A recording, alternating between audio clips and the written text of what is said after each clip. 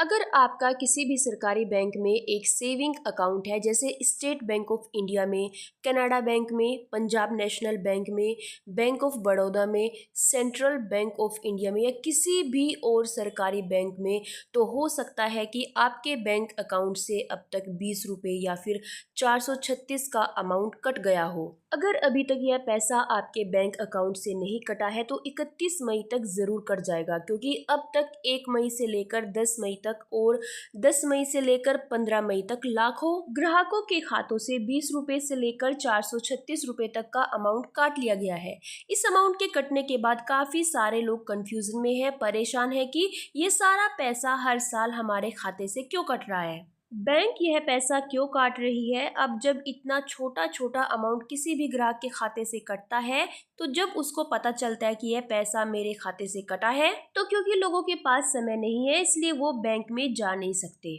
अपनी इंक्वायरी करने के लिए, और फिर कुछ ही दिन में इस बात को भूल जाते हैं कि उनके खाते से कुछ पैसा भी कटा है। क्योंकि छोटा अमाउंट है तो इतना ज़्यादा उनके दिमाग में बात रहती नहीं है कि हमें बैंक में जाकर इसकी इंक्वायरी करनी चाहिए, और वो इसलिए भूल जाते हैं क्योंकि अमाउंट बार बार नहीं कटता है, साल में एक बार कटता है। और आज आपके अकाउंट से यह पैसा कटा है तो अगली साल तक आप यह ज़रूर भूल जाएंगे कि लास्ट टाइम किस मंथ में आपका यह पैसा कटा था। और फिर जब अगले साल दोबारा से पैसा कटता है, फिर आपको प्रॉब्लम होती है कि पिछले साल तो कटा ही था,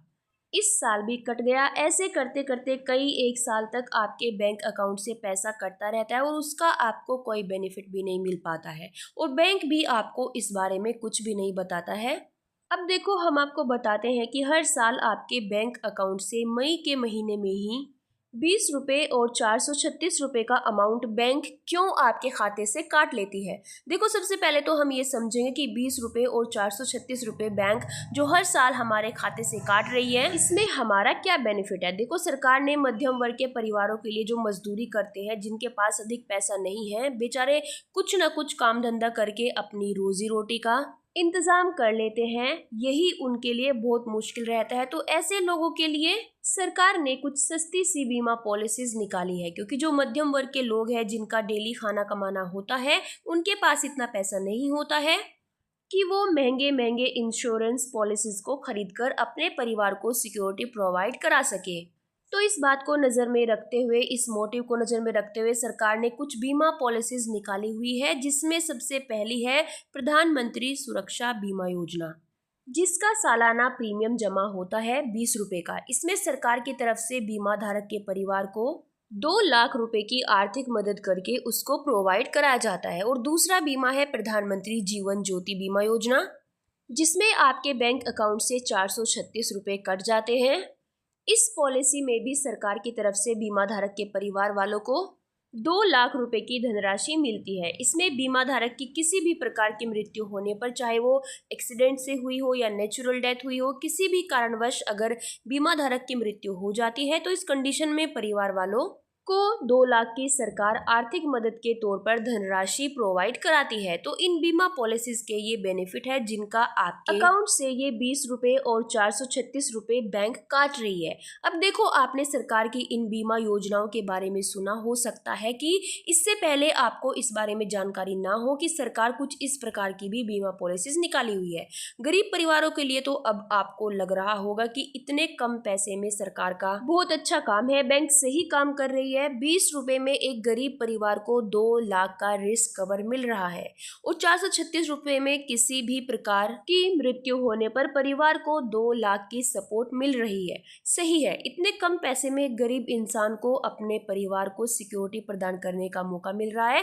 अब देखो, बैंक वालों का गेम यहाँ से स्टार्ट होता है कि ये सब पॉलिसीज किसी भी ग्राहक के अकाउंट पर उसको बिना बताए, बिना जानकारी के उसके अकाउंट पर लगाई जा रही है, और हर साल बिल्कुल इसी तरीके से, जिस तरीके से अभी आपके अकाउंट से पैसा कटा है, ऐसे ही सभी के खातों से हर साल बिना उनकी जानकारी के 20 रुपए से लेकर 436 रुपए तक का अमाउंट बैंक काटती रहती है। और इसके ऊपर सबसे बड़ी बात यह है कि ग्राहक को इस बारे में पता ही नहीं है कि जिस बात का उसके अकाउंट से पैसा कट रहा है, उससे उसको क्या बेनिफिट मिलेगा, क्योंकि ये जो पॉलिसीज उसके अकाउंट पर लगाई गई है, इसकी कोई भी जानकारी लगाने से पहले उसको नहीं दी गई है। अब ऐसे में किसी भी खाता धारक की किसी भी दुर्घटना दुर्घटना में मृत्यु हो जाती है या एक नेचुरल डेथ हो जाती है तो इस कंडीशन में परिवार वालों को 2 लाख की धनराशि मिलनी चाहिए। लेकिन बैंक वाले नहीं देते हैं, क्योंकि बैंक आपको पैसा देगी तब जब आपके परिवार से कोई भी क्लेम करने के लिए पहुंचेगा और बताएगा कि आपके परिवार का यह सदस्य था जिसका अकाउंट आपके बैंक में था, जिसने प्रधानमंत्री सुरक्षा बीमा योजना या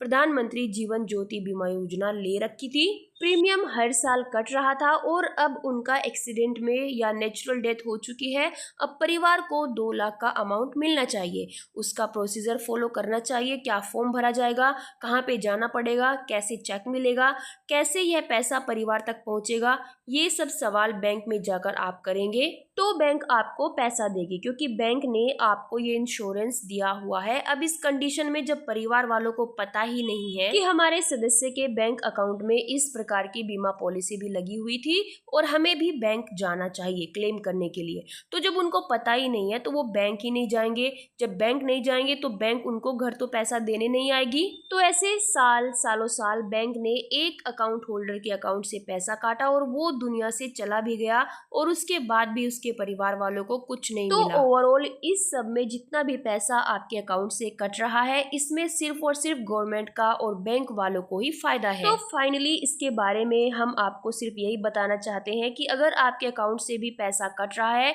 और हाल फिलहाल में 1-2 दिन पहले आपके अकाउंट से पैसा कट चुका है, तो अगर आप चाहते हैं कि यह पॉलिसी आपके लिए ठीक है, वैसे तो हम आपको यही एडवाइस करना चाहेंगे कि कम से कम आपको 436 रुपए वाला जो बीमा है प्रधानमंत्री जीवन ज्योति बीमा योजना, ये आपको जरूर लेना चाहिए, क्योंकि आपके घर से बाहर रहते हैं, कभी भी किसी के साथ कोई भी हादसा हो सकता है। तो अब तक अगर आपको ये इसके बारे में नहीं पता था कि 436 रुपए में क्या बेनिफिट सरकार की तरफ से आपको मिलते हैं, अगर आपके अकाउंट से यह पैसा कट रहा है तो कोशिश करिए कि आप इसको कंटिन्यू रखें, क्योंकि आपको बस जानकारी की कमी थी, जानकारी नहीं थी, इसलिए आपको खराब लगता था कि यह पैसा आपके अकाउंट से क्यों कट रहा है। और अगर आपको लगता है कि भाई नहीं, आपको यह नहीं चाहिए, आपके पास इतना पैसा नहीं है कि हर साल 436 रुपए का अमाउंट आपके खाते से कटे, तो आप बैंक जाइए, बैंक जाकर इसको बंद करा लीजिए। और अगर अभी तक आपके अकाउंट से पैसा नहीं कटा है और अगर कटने वाला है तो आप अपने खाते को खाली कर लीजिए 31 मई 2025 तक, यानी कि हर साल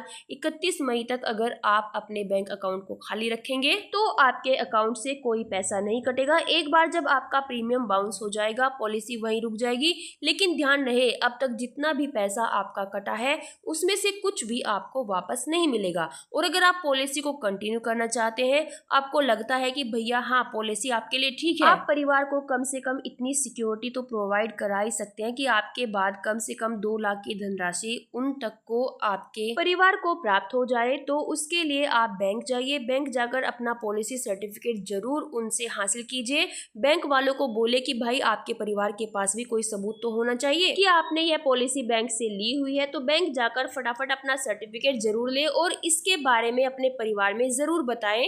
कि बैंक से आपने कुछ इस प्रकार की पॉलिसी ले रखी है, जिससे कि उनको भी यह जानकारी हो कि समय पर उनको क्या काम करना होगा। तो उम्मीद करते हैं कि आज की इस वीडियो में जो जानकारी आपको दी गई है, 20 रुपए का अमाउंट और 36 रुपए का अमाउंट जो आपके खाते से कट रहा है, उसका कंफ्यूजन आपका क्लियर हो चुका होगा। और अगर आपने अभी तक हमारे चैनल को सब्सक्राइब नहीं किया है तो हमारे चैनल को सब्सक्राइब करें, वीडियो पसंद आए तो एक लाइक जरूर करें। तो फिर मिलते हैं हम हमारे नेक्स्ट वीडियो में नए टॉपिक के साथ।